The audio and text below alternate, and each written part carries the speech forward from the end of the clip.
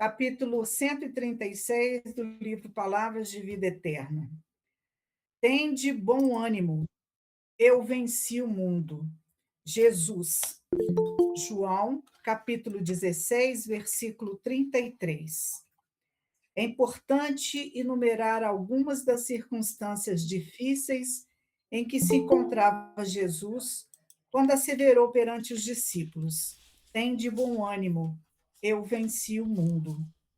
Ele era alguém que, na conceituação do mundo, não passava de vencido vulgar.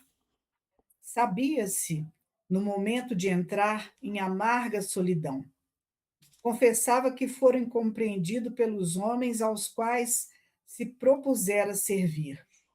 Não ignorava que os adversários lhe haviam assaltado a comunidade e a informação, através de um amigo invigilante.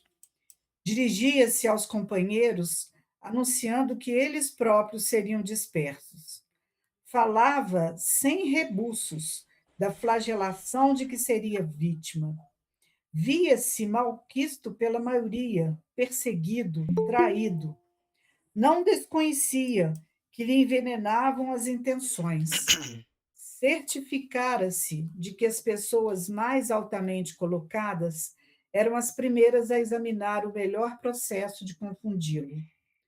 Percebera o ódio de que se tornara objeto, principalmente por parte daqueles que pretendiam assambarcar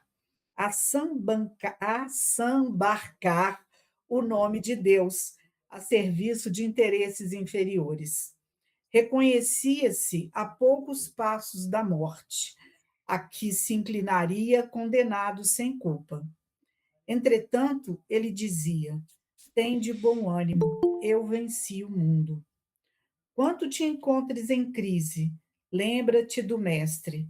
Subjugado, seria o conquistador inesquecível. Batido, passaria à condição de senhor da vitória.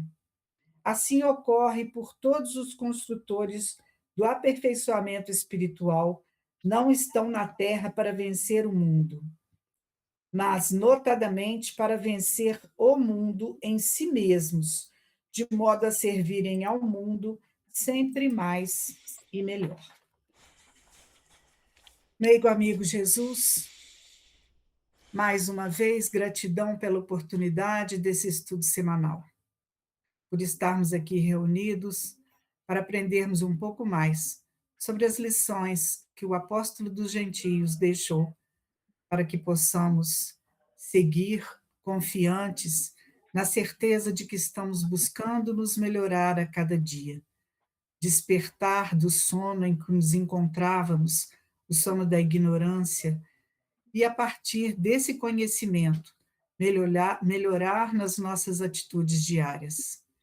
Envolva, Senhor Jesus, a cada um de nós, a cada lar aqui representado, a cada irmão que na noite de hoje, por motivo justo, não possa comparecer. Intua-nos para que possamos aprender com a lição da noite e colocá-la em prática no nosso dia a dia. Fique conosco, hoje e para todo sempre. Que assim seja. Muito bem, boa noite para todos. Estamos aí em mais uma viagem nas cartas de Paulo. Estamos em Efésios. Uma coisinha antes, semana passada eu levantei o problema que semana que vem vai ter um jogo do Brasil às 19 horas. Eu levantei a hipótese da gente fazer o estudo às 18 horas ou cancelar. Vi que até a Luanda colocou lá uma enquete lá e vi que para as 18 horas foi talvez o mais votado. Vocês concordam? Dá para ser? Pode ser às 18 horas semana que vem, então? De 18 até as 18h50, mais ou menos assim. Que aí dá tempo tranquilamente para todo mundo. Então tá ótimo. Eu vou assistir posteriormente, Sidney, porque esse horário eu ainda estou trabalhando às 18 Tá, horas. tá. Mas Sem aí eu problema. fico com compromisso de assistir depois. Tá. Aí como é gravado, né? Aí a gente não fica perde, né? fácil. Tem essa facilidade. Ok, sem problema. Uhum. vocês assistiram o podcast que eu coloquei?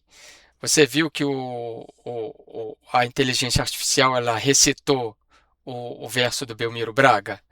Você viu que ela falou que foi psicografado. Eu coloquei, eu dei o prompt, tá? Eu fiz o prompt lá, falei assim, ó, você tem que recitar esse versinho aqui, tá, tá, tá, tá. Mas eu não falei que era psicografado. Ele que falou que era psicografado. Eu não falei, eu não falei. E ele recitou o versinho, tal, que bacana, e analisou o verso, como que é ser Saulo, como que é. Poxa, achei aquilo ali fantástico. Pareciam dois espíritos de luz Está melhorando discutindo. a cada dia, né? Eu achei muito bom, muito legal. Eu acho que é automático, né? A partir do momento em que cada semana vai se colocando os estudos, é como se ele fosse aprendendo também. Ele vai aprendendo, ele vai aprendendo. Isso aí, isso aí. Então, assim, como ele já tem muito tempo fazendo esse tipo de pedido, né? Ele já sabe os trejeitos, já sabe como que nós somos aí. É interessante que ele coloca no início assim, somos apenas dois estudantes da doutrina espírita. Sempre Acho muito assim. legal, acho muito legal, muito bacana. Ok, então estamos aí no capítulo 5 de Efésios e na minha marcação nós vamos começar o versículo 15, tá? Mas nós ficamos de fazer novas considerações do 14, porque ele foi pouco movimentado. Isso, ok. Inclusive, Emmanuel. Aham. Só lembrando, né, que Paulo ele está falando assim muitas coisas dentro da lei. Já falou bastante de Jesus, falou de Deus. E a frase do versículo 8, outrora éreis treva, mas agora sois luz no Senhor, andai como filhos da luz, pois o fruto da luz consiste em toda bondade, justiça e verdade. Então é uma frase muito marcante dele, onde ele está denunciando essas obras também e está colocando o poder de discernimento nas nossas mãos. Tá? Então, eu vou ler o 13, o 14 e E o que eu achei muito interessante, que eu realmente não sabia, e eu acho que isso não é divulgado, é que não é de Paulo esse desperta do que não. dormes, porque a gente sempre ouviu que isso era de Paulo, né? Achei muito interessante a gente descobrir isso aí, que não é de Paulo. A frase, ó tu que dormes, desperta e levanta-te entre os mortos, que Cristo te iluminará, né, que está no versículo 14, é uma tradição. Algum dizer rabínico ou pagão que existia, Um louvor, né? né, na época, Falam que é um louvor da época. que era muito falado e ele trouxe aqui para dentro. Só que não existe nenhum texto, nenhum manuscrito que contenha isso aí. Então, como na época era muito tradição oral, né, era muito mais oral do que escrito, então isso era passado de ouvido para ouvido, de família para família, e nunca ninguém se importou para poder escrever. E passa, né, a tradição bíblica de que foi Paulo que fez, que está escrito no Novo Testamento, mas estudando a gente verifica que esse dizer foi um dizer que Paulo copiou de alguma tradição e colocou aqui. Então, assim, passou a ser dele. Tá? Alguém tem alguma coisa a falar do versículo 14? Eu deixei isso em aberto se alguém quiser voltar aí. A gente fez os Emmanuels do 14? Não. Não? Então vamos fazer aqui os Emmanuels aqui, ó. E sem ser um Emmanuel, eu tenho uma outra referência aqui muito boa, mas vamos para o Emmanuel primeiro. Então vamos lá. Existe uma mensagem aqui do Fonte Viva no capítulo 66, se chama Acordar e Erguer-se, que é exatamente a interpretação ao tu que dorme desperta, né? Considerações de quem leu a mensagem aí, alguma frase marcante?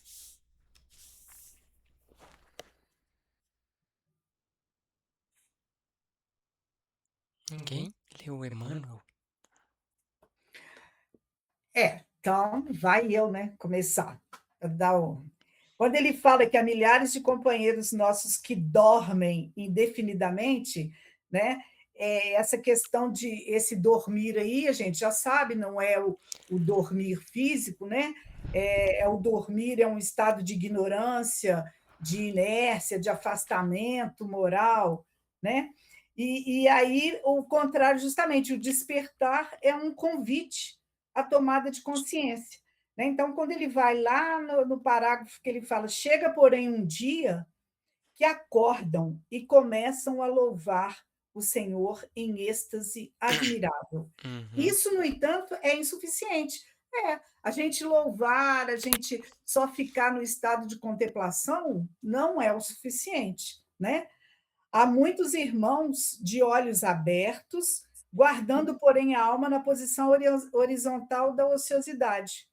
É preciso que os corações despertos se ergam para a vida, se levantem para trabalhar na sementeira, na seara do bem, a fim de que o Mestre os ilumine.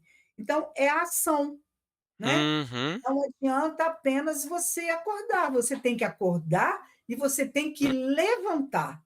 Então, esse levantar é que denota aí a ação que nós somos chamados, né, a agir. É o que Paulo sempre pregou, né? Tanto é que a gente, ele ainda vai falar um pouquinho mais na frente, o andai. O andai é o comportamento, é a sua maneira, é como você se porta, né? Então, assim, a última frase de Paulo aí nessa mensagem, né? Ela é espetacular, né? Nós repetimos, acordemos para a vida superior e levantemos-nos na execução das boas obras, né? Na execução, tá? E quando ele fala aqui dos nossos irmãos, para a gente auxiliar no soerguimento do irmão, e aí ele fala, não basta recomendar. Então, se eu vejo um irmão meu em atitude ainda, né, menos digna, que eu possa ajudá-lo a reerguer, mas não só falando. É aquela frase do Francisco, que eu gosto muito, do Francisco de Assis: vá e pregue o evangelho, se necessário, use palavras. Ou seja, eu vou não só recomendar, eu vou exemplificar. Então, eu vou Uhum. mostrar como que é, eu vou reerguer dando o meu exemplo. E nada melhor do que o seu exemplo para você ajudar as pessoas, porque falar é fácil. É. Falar é muito fácil. Ir lá e ajudar a estender a mão. Muito bem. E esse Cristo te iluminará, a gente sabe que a aproximação do Cristo dissipa toda a escuridão existencial e moral, né? Conferindo a gente a clareza e a direção de uma nova vida. Exatamente, a partir do momento que você se propõe a caminhar para ele, né? E tem uma outra mensagem também chamada Necessário Acordar, que está no Pão Nosso, capítulo 68. Eu gostei muito dessa mensagem. Fala muito da nossa missão, né? Nosso propósito, né? Eu gostei muito dessa parte que ele fala que as pessoas ainda não conseguem entender, né? As palavras, os ensinamentos de Jesus, que ainda estão dormindo, né? Que ainda não conseguem entender plenamente. Essa palavra, as palavras, os ensinamentos ainda marcham como sonâmbulos, né? Que ele coloca. Eu gostei muito dessa parte. A criatura necessita indagar de si mesma o que faz, o que deseja, a que propósitos atende e a que finalidade se destina. Faz-se indispensável examinar-se, emergir da animalidade e erguer-se sem senhorar o próprio caminho. Grandes massas supostamente religiosas vão sendo conduzidas através das circunstâncias de cada dia, quais fileiras de sonâmbulos inconscientes. É forte essa aí, né? Muito. Fala-se de Deus em fé e em espiritualidade, qual se respirassem na estranha atmosfera de escuro pesadelo. Assim, e a gente às vezes fala muito disso, né, Sidney? Volta e meia a gente está comentando a respeito disso, dessa até mesmo no EBED também, né? Sim. Desse estar adormecido, desse não conseguir fazer essa conexão das palavras de Jesus com a mudança interna que a gente precisa fazer e nos responsabilizarmos das nossas atitudes. Exatamente. Isso aí. Falou tudo agora. Falou A tudo. gente ainda tem dificuldade nessa. É. A gente, às vezes, acha que compreende, mas a gente ainda tem dificuldade na aplicação. É o que ele fala lá no primeiro parágrafo. Ainda existe uma dificuldade dessa aplicação. Porque falar em Deus, louvar, é muito bonito, é tudo muito bonito.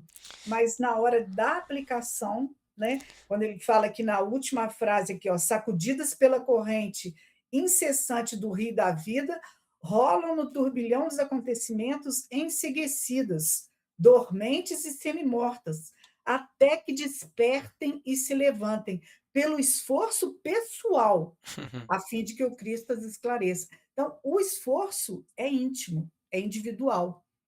Não adianta você querer atuar na vida do outro, fazer o outro levantar, se preocupar com o outro.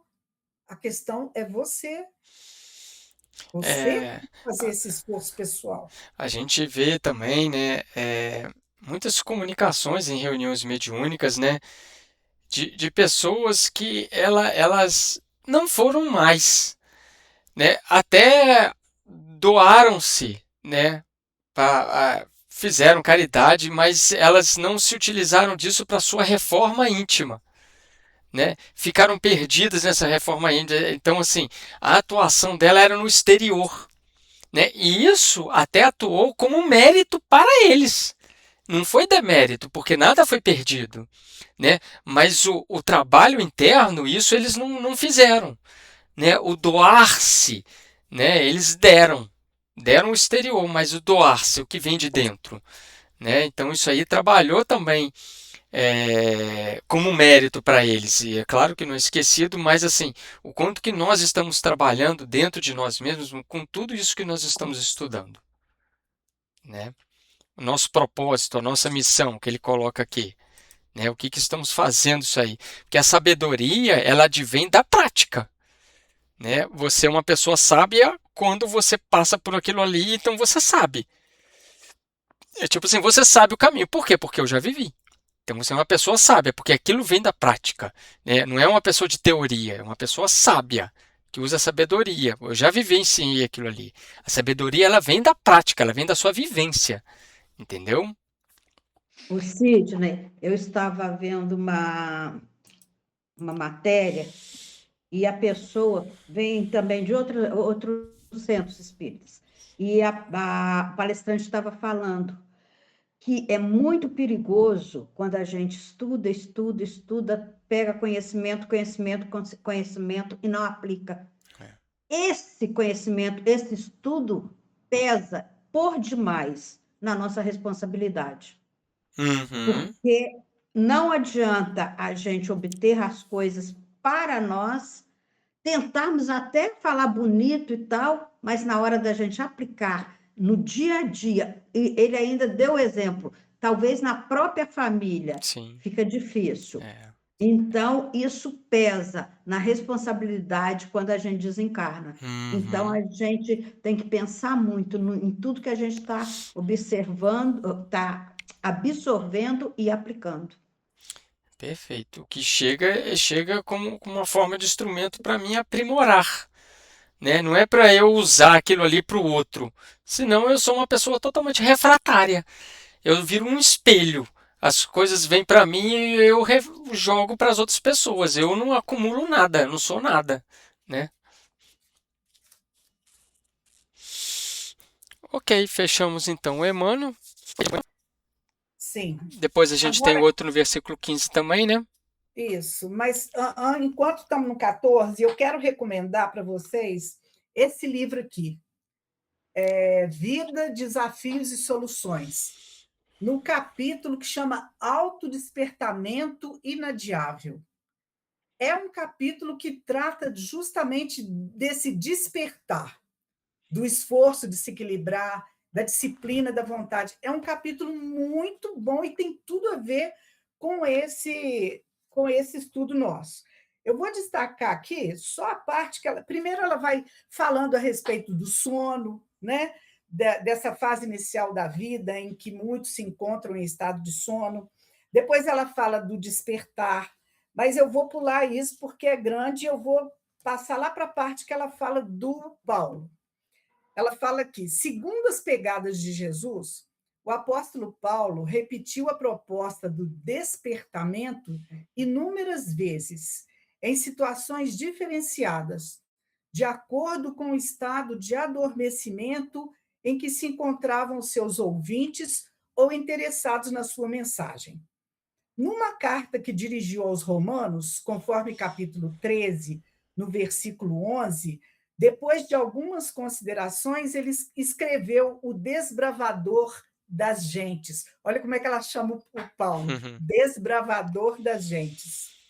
Digo isso porque sabeis o tempo, que já é hora de vos despertardes do sono, que retém as pessoas distraídas e distanciadas da verdade, em permanente indecisão, ou em exigências infindáveis, ou em discussões inúmeras, ou em buscas infrutíferas, sem aprofundamento de nenhuma causa, todos os mecanismos escapistas para abraçar o conhecimento libertador. O estado de sono é paralisia da alma, peso na consciência individual e prejuízo na coletiva, que compraz, no entanto, a todos quantos fogem, consciente e inconscientemente, dos compromissos mais graves. Aí depois pula de novo, aí agora ela vem lá para o... Ela fala do desperta porque dormes também. Cadê? Perdi.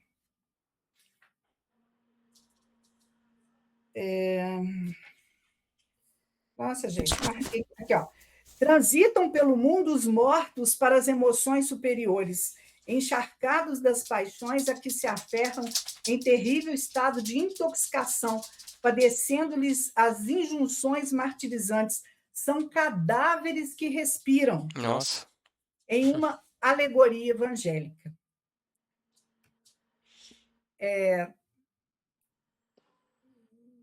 Vale se considere o corpo como um tabernáculo, no qual é possível a sublimação dos sentidos, tornando-se necessário despertar os demais mediante recordações de tudo quanto aconteceu e está acontecendo, de todas as ocorrências da vida.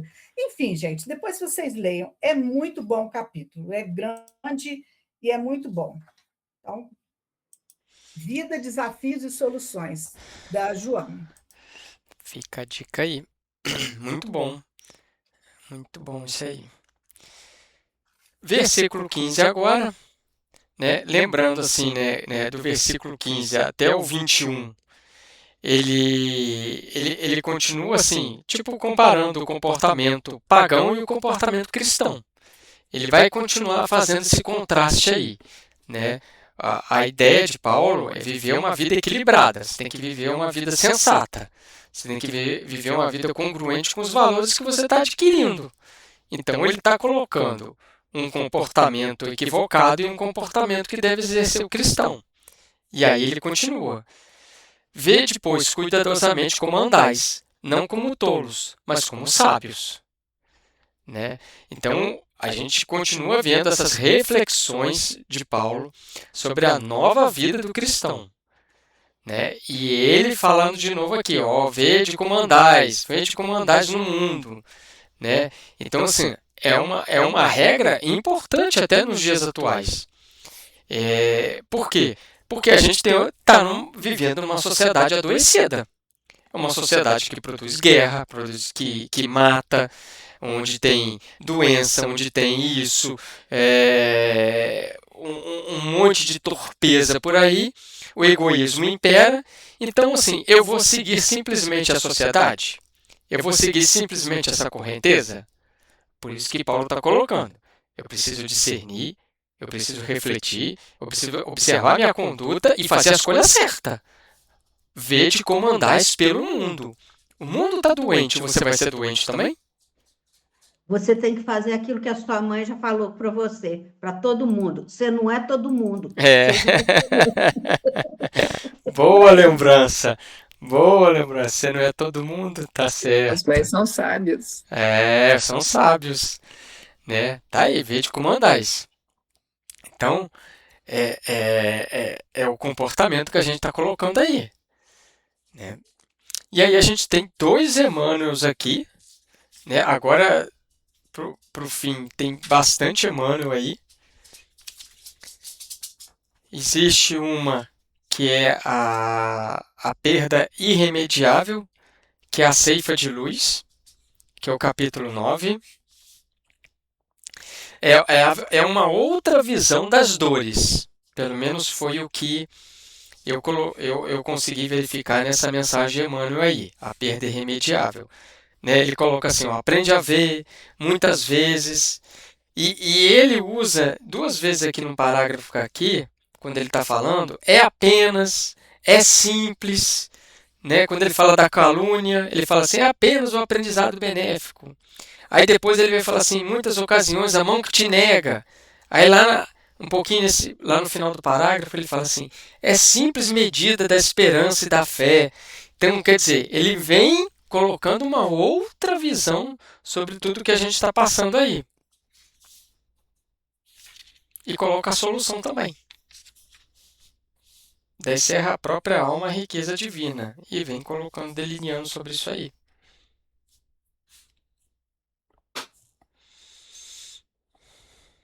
Certo? Mais nenhum comentário? E esse final aí é o que a gente escuta sempre, né?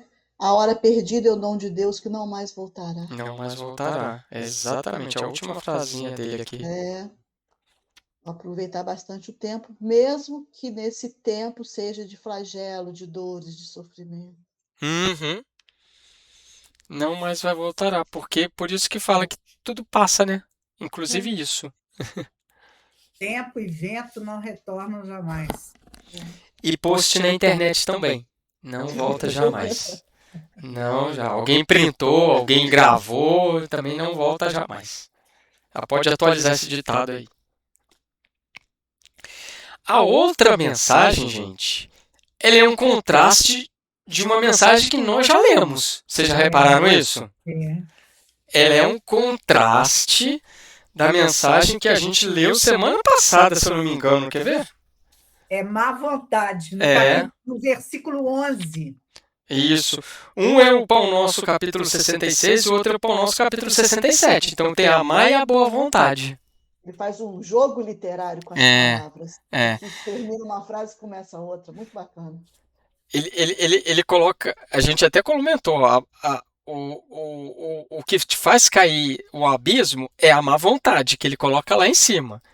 E aqui, né, o que te faz conduzir à luz, ao homem santificado, é a boa vontade. Tudo começa com a boa vontade, o esforço, o trabalho. Ele faz uma comparação aqui com uma outra mensagem aqui. Cadê? Olha só, se você colocar as últimas palavras dele, lá da mensagem da má vontade, é precipício das trevas. As últimas palavras dessa mensagem da boa vontade é divino reino da luz. Então ele faz vamos dizer assim, um paralelismo, um quiasmo em cima disso aí, muito bacana, né?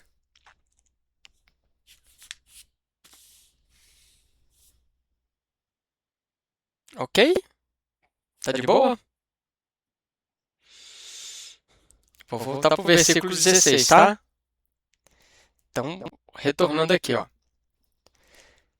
Tirando bom proveito do período presente, porque os dias são maus. Por isso não sejais insensatos, mas procurai conhecer a vontade do Senhor. Tem tradução que está diferente da Bíblia de Jerusalém. Não sei a Bíblia, se vocês pegaram outras Bíblias, Tem tradução que está falando assim, usando bem cada oportunidade porque os dias são maus. Eu achei que ficaria até melhor do que tirando bom proveito do período presente porque os dias são maus. A outra tradução do Almeida é usando bem cada oportunidade porque os dias são maus. Então, aqui, tirando bom proveito do período presente, né, o tempo, o que ele está colocando aí é aproveitar a oportunidade. Usar cada momento de forma sábia, o presente. Priorizar o que é importante. Né? O versículo, ele está colocando, Paulo está colocando aqui, que nós precisamos focar no que realmente importa. A vida corporal é passageira, né? Não pode ser desperdiçada. Qual que é o nosso objetivo primário? Né? Sem se perder nessa floresta aí de distrações. Né? Entrar no meio dessa floresta e acabar comendo o fruto proibido. Né? A fruta do tempo perdido. E é exatamente o que a gente colocou. A gente tem que reconhecer que a nossa existência ela é breve. Né? E é lá na questão 7.1 do Livro dos Espíritos sobre a reencarnação. Que a necessidade da reencarnação é para o nosso progresso espiritual. Então, a gente não pode desperdiçar, porque é a oportunidade que a gente está tendo de evoluir, de aprender. E isso, tanto é que ele fala assim, porque os dias são maus. Por quê? Isso é um alerta. O tempo é limitado. O tempo é precioso. Então, assim, a gente tem que dar valor para aquilo que é eterno. É claro que a gente não vai esquecer das nossas obrigações. Ok, mas qual que é o nosso objetivo primário? Quais são os nossos objetivos secundários? Né? Então, quando Paulo está colocando o período presente aqui não é o tempo cronos de relógio, é o tempo da urgência da sabedoria. Né? É a gente não perder tempo, como o São Mateus vive falando, com as distrações, né? Aquelas atitudes que a gente, às vezes, se deixa levar utilizando das distrações. Você se distrai em alguma coisa, acaba perdendo tempo. Não é distração, que eu estou querendo dizer, não é distração de entretenimento, não. São atitudes nossas que fazem com que a gente se desgaste o tempo naquilo ali, né? Desvia. Você se desvia do caminho. Você entra aí numa rede social, quando você olha para o relógio, você está ali 1 hora e meia na inutilidade. E um exemplo muito disso aí é a parábola do rico insensato, né? Ele focava apenas nos ganhos. E o que ele fez? Eu vou construir outros celeiros. Para quê? Para armazenar o excesso. E aí Jesus vem colocar, ainda essa noite vão te pedir a alma. É isso aí. O que é o primário e o que é o secundário? Ele focou apenas no ganho. Falei assim, mas o que é eterno você focou? Agora, essa noite você vai desencarnar. E aí, como que você vai entrar no mundo espiritual?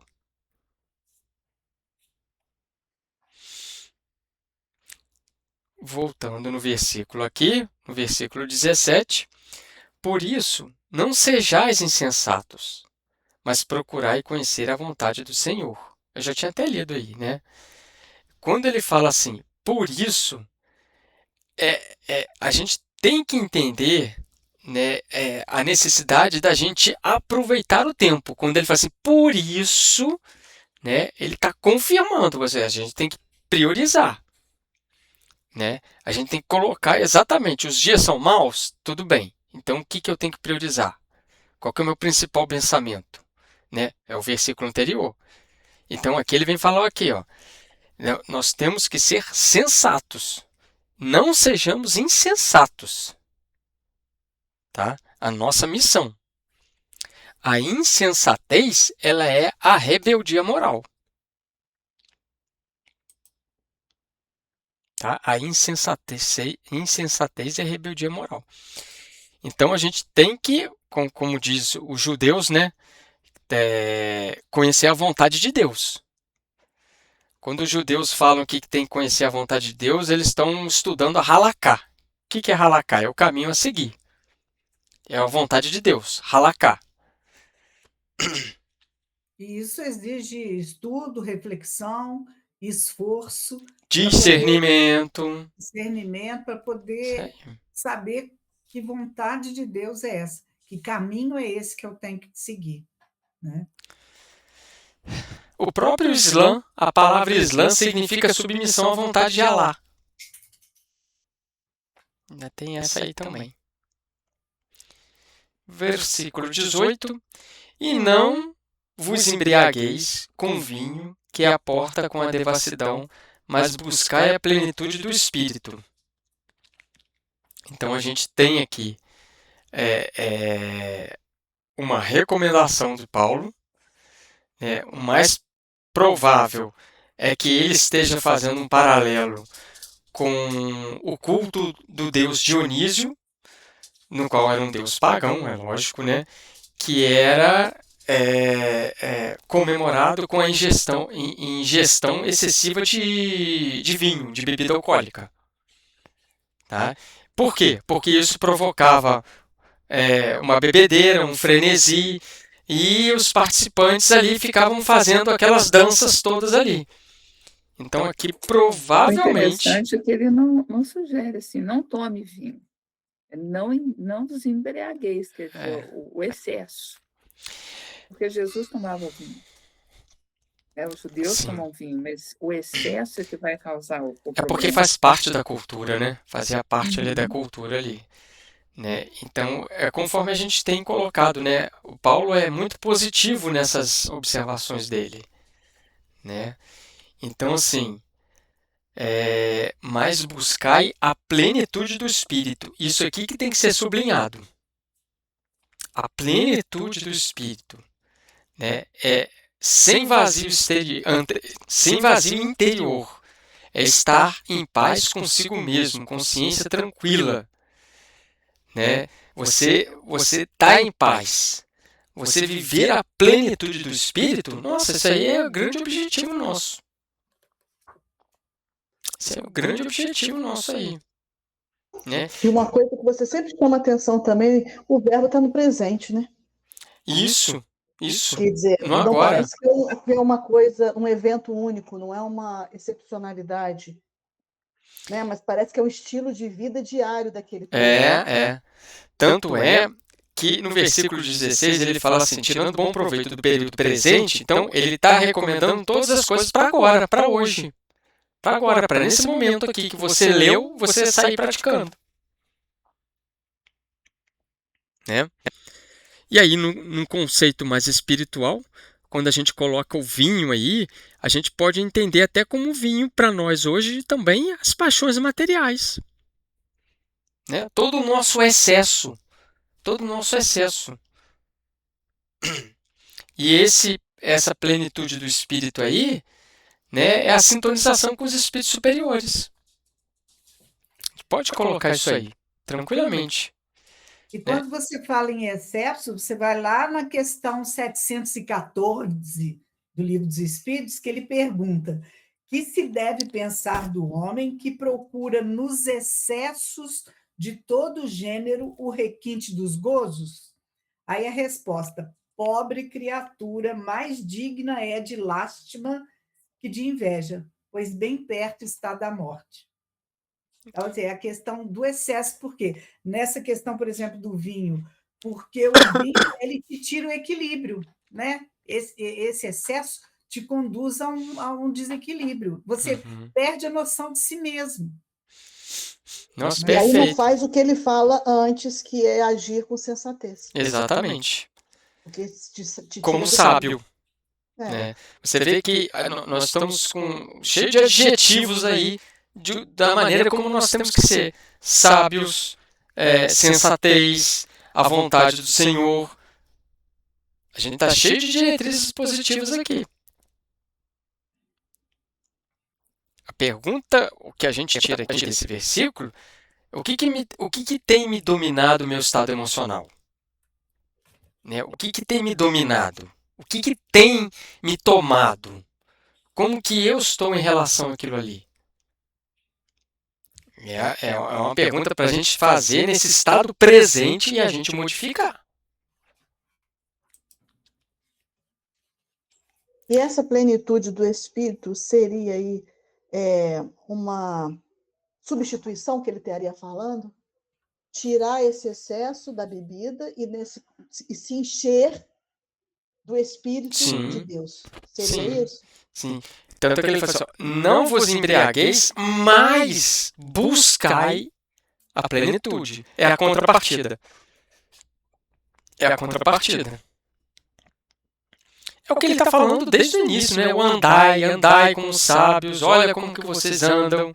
Então, tudo isso que ele está falando é buscar a plenitude do Espírito.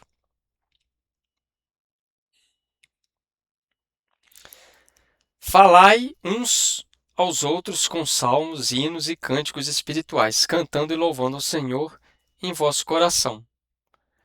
Então, a gente verifica nesse versículo 19 que aquelas comunidades, ou até aquelas igrejas primitivas, se você quiser falar assim, eles tinham um momento de cânticos.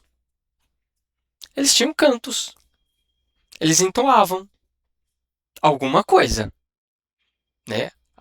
Nem que sejam os salmos de Davi, mas entoava. Tinha cânticos lá. Pelo versículo 19 aqui, olha lá, a gente vê que existia um Deus está aqui, tão certo quanto há que ele. Então, eles tinham alguma coisa assim, né? Não tinha alguém tocando violão o tempo todo, né? Eu espero que as pessoas lá sejam um pouquinho mais afinadas. Mas enfim, vamos embora. Eles cantavam da maneira deles lá. Adaptado à maneira deles lá. Isso seria um exemplo da plenitude? Seria andar para a plenitude. Andar para. Tá. Tanto é que no versículo 20, ele vem falar assim, ó. Cadê? Cantando e louvando ao Senhor em vosso coração, sempre e por tudo dando graças a Deus, o Pai, em nome do nosso Senhor Jesus Cristo. Então, olha o tema dos cânticos espirituais aí, agradecer. Sempre por tudo dando graças ao Pai. E a Jesus, em nome de Jesus. Né? Aqui a gente tem. E essa gratidão é um estado de reconhecimento, né? Total. Quando é grato, a gente reconhece os benefícios que a gente recebe da divindade. Você percebeu aqui como é que ele está falando a respeito de vibração? De vibração, de você manter essa sintonia. De você Exatamente. manter isso.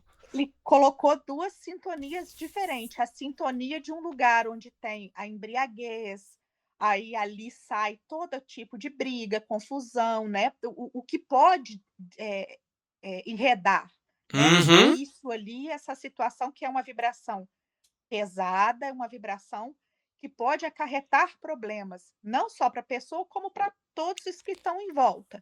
A gente já viu aí, historicamente, que existem guerras que começaram por causa de bebedeira de vinho entre reis, Uhum. né? E sair dessa vibração, ele não falou claramente, tipo assim, saiam da vibração ruim, entrem na vibração boa. Não era Kardec ali, mas é o que ele está colocando aqui, entendeu? Unir para manter um equilíbrio, para manter uma vibração superior, né? E através disso, dessa vibração, eles mesmos se beneficiarem disso. A gente percebe isso enquanto a gente está ali na reunião de reabastecimento, enquanto a gente está ali numa reunião de saúde e autoconhecimento, que está todo mundo naquela mesma vibração, pensando ali, né? Todos ali mantendo ali aquele padrão de pensamento no bem, de gratidão, de melhoria, de saúde, de autoconhecimento, né? O quanto todos que estão no ambiente são beneficiados. Isso é buscar a plenitude do Espírito.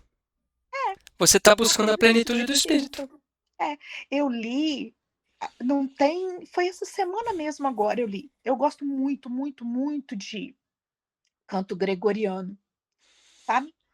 E aí eu estava lendo um estudo feito de que os monges eles conseguiam um timbre de voz dentro dos monastérios que faziam as células das pessoas mudarem, aquela coisa. Que aí depois eles perceberam, no estudo eles falam, né, que a Igreja Católica na época percebeu que a pessoa, quando ela está bem, ela tende a não buscar ou não aceitar, né, o que é proposto. Então, é negócio manter as pessoas na ignorância para dominar. E aí as pessoas pararam, foi proibido isso. E eu acho aquilo de uma beleza, sempre achei uma beleza tão grande naquele canto daqueles homens, quando eles se juntam e juntam com a acústica da catedral. Tem uns que são maravilhosos. Eu estava lendo a respeito disso, e o quanto se pode se beneficiar, independente do que seja, né? Pode ser catolicismo, pode ser qualquer outra coisa. E achei muito interessante isso aqui, que às vezes a gente fica procurando essa coisa da vibração na Bíblia, e a gente não acha. Aqui Paulo está colocando justamente isso. Mas ele é muito claro, porque ele fala da embriaguez e fala que aquilo ali é uma porta. Sim. É uma porta da devassidão. É uma porta, entendeu? É uma maneira de você entrar dentro de um cômodo, um quarto, que vai ter só vibração negativa. Sim. Né?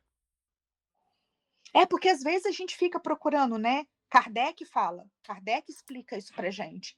E aí a gente fica tentando achar parâmetro de comparação na Bíblia, né? E isso aqui é uma verdade dessa. É uma coisa que Kardec coloca pra gente. A importância da vibração, né? Por isso nem tudo é lícito, né? Como é que é?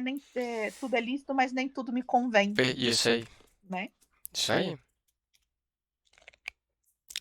E nesse versículo 20, nós temos também 2 Emmanuels muito bons aí. Nós temos uma mensagem chamada Apreço, que ela está no Palavras de Vida Eterna, no capítulo 91. E temos uma outra mensagem chamada Agradecemos Sempre, que está no Reformador de 1962.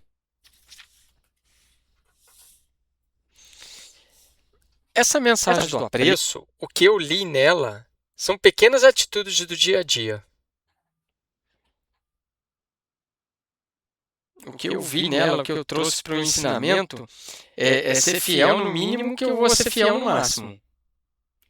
Né? Ele fala assim, pequenas doações, uma prece, uma saudação, uma flor, um bilhete, consegue apagar longo fogaréu da discórdia ou dissipar rochedos de sombra. Né? Pequenas atitudes do dia a dia. Do minuto de apreço aos outros. O Sidney, uma coisa, quando a gente estudava André Luiz, eu lembro que num dos estudos você deu o exemplo da mulher que deu o sal, uma pequena quantidade do sal, e todo mundo criticou-a por ela ter dado só aquilo.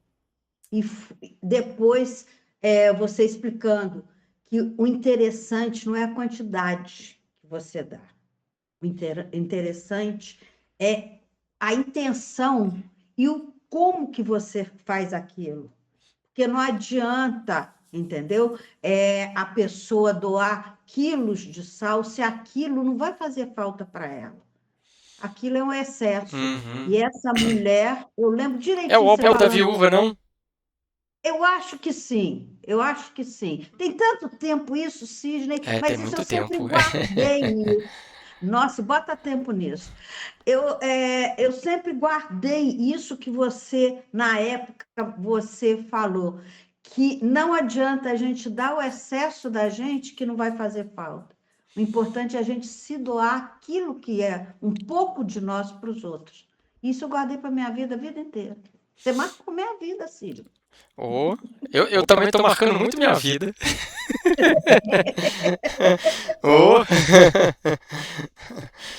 E é claro que tudo é levado em consideração, né? Mesmo aquela pessoa que dá por interesse, ela vai ter um mérito ali, mesmo que seja aparecer, vai ser levado em consideração, mas para aquele que está recebendo, é o homem caído, né? Não importa se é samaritano, se é o padre, se é o sacerdote, se é o bispo, se é o outro. Para aquele que está caído, não importa qual religião você é. Eu estou sendo ajudado. Então, eu vou agradecer por você. Né? É claro que da pessoa que doa, se aquilo eu estou doando e me faz falta, é levado mais em consideração. Isso está no Evangelho segundo o Espiritismo. Isso está lá no capítulo da arte graça, e dar com a mão esquerda sem que a direita saiba. Isso está lá, o que é levado em consideração. Né? Claro que nenhum bem se perde.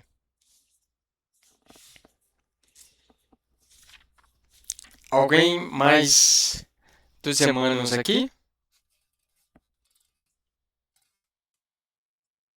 Eu achei muito, muito, muito bonito o final dessa mensagem. Muito. Qual da mensagem? Do apreço? Essa do apreço. Hum. O próprio Deus nunca se encontra tão excessivamente ocupado que não lembre de sustentar o sol para que o sol aqueça, em seu nome, o último verme na última reentrância abismal. Não tem ninguém esquecido, né? Ninguém. Ninguém. Nada. Nunca. Não tem ninguém esquecido. O parágrafo anterior a esse também é muito bonito. Lindo. Mais também. dura seja a estrada, aprende a sorrir e abençoar. Nossa. Tira a cara carrancuda, o resmungar, o desânimo. E contagia, né? Contagia, né? Você quebra a pessoa, né? Com um sorriso. E é muito, muito, muito, muito interessante ver quando acontece uma situação assim de mudança através de um sorriso, que às vezes a pessoa está ali. É interessante demais a gente ver como a mudança no outro acontece por conta, às vezes, de um simples sorriso. Nossa, quebra a gente. Eu já contei essa história, acho que já há muito tempo atrás. Eu estava no carro, né?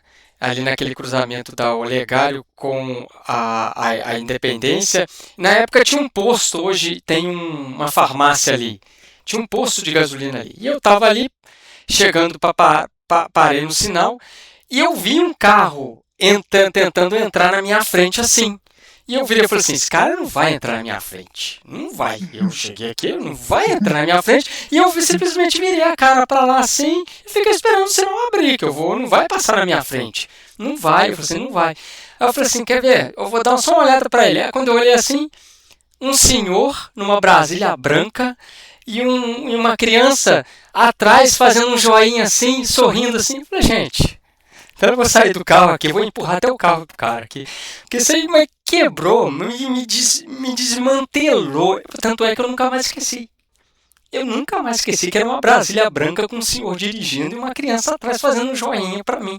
Falei, gente, pelo amor de Deus, onde que eu tava que eu não vi isso aí? Pelo amor, aí quebra, né? Aí você deixa todo mundo passar. Assim. Fico pensando no pessoal da equipe Sorriso lá na FEAC também. Porque as pessoas que chegam procurando a FEAC já são pessoas que já estão indo com aquele peso, muitas vezes, né? No coração, com a dor, com a coisa. E às vezes estar ali, um simples sorriso já começa a mudar a pessoa. Já começa a colher.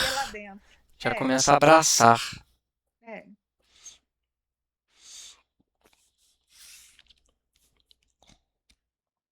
Podemos voltar pro Paulo aqui? Não, tem mais uma mensagem. Tá. Agradecemos sempre. Sim. Eu achei essa mensagem interessante porque o espírita, as pessoas acham que o espírita é meio doido, porque eles falam que a gente cultua o sofrimento, que o espírito gosta de sofrer. Essa mensagem foi para quem pensa assim. O primeiro parágrafo, muita gente pergunta como se pode render graças a Deus pelas dores que sacodem a vida.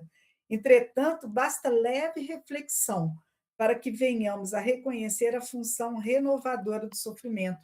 Quantas vezes a gente passa por um sofrimento profundo, alguma coisa que nos abala muito, e aí o tempo passa, e aí você, de repente, você percebe que aquela dor ali foi uma coisa boa. Que a partir daquela dor, você ou teve uma mudança de atitude, você conquistou alguma coisa, né? Você, naquele momento, você considera como perda, e depois você vai entender que aquela perda ali foi uma coisa essencial para você, que você precisava passar. Essa Não mensagem foi perda, foi livramento. foi livramento, exatamente.